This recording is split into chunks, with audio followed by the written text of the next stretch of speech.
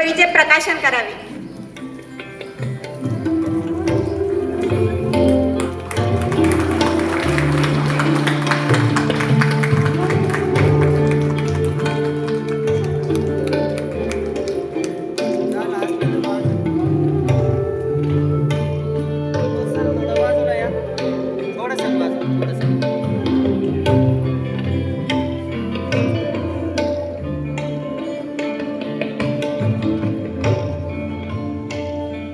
शाळेच्या गजरात आपण या सुंदर क्षणाचे स्वागत करूयात।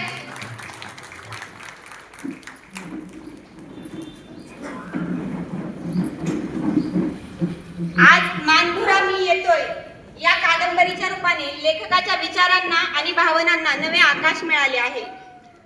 आज मानधुराचे प्रकाशन होत असताना वैयक्तिक माझ्या मनात खूप आनंद आणि अभिमानाची भावना आहे। या पुस्तकाच्या प्रत्येक पानामागे लेखकाची स्वप्ने, विचार आणि अथक परिश्रम दडलेले आहेत।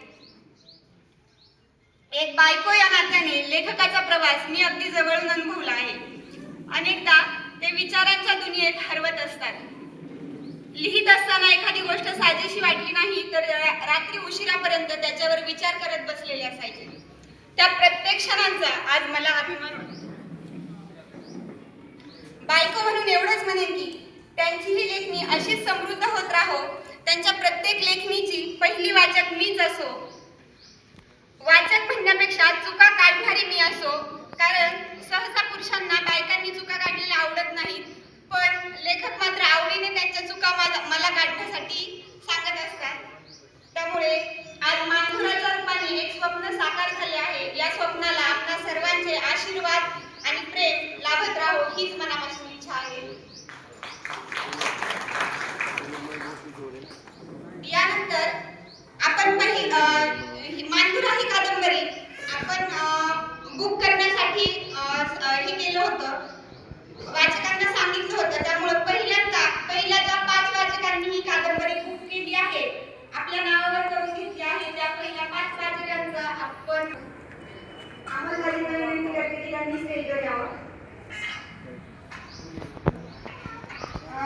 शरद तांदळे सरांना विनंती करते की त्यांनी अमोल भोईटे यांना प्रत द्यावी।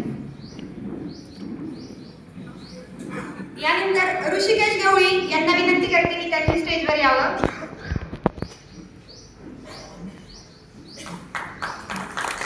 ऋषिकेश गवळी,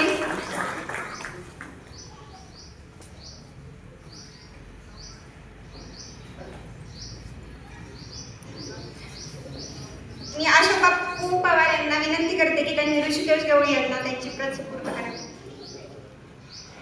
यानंतर आहे स्नेहल ढवळे। स्नेहल ढवळे यांनी स्टेजवर यावं।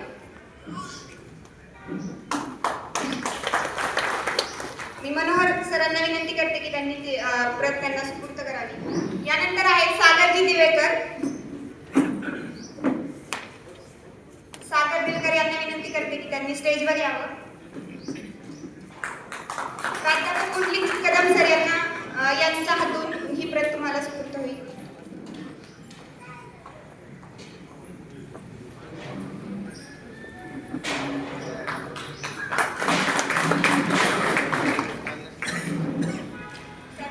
धन्यवाद।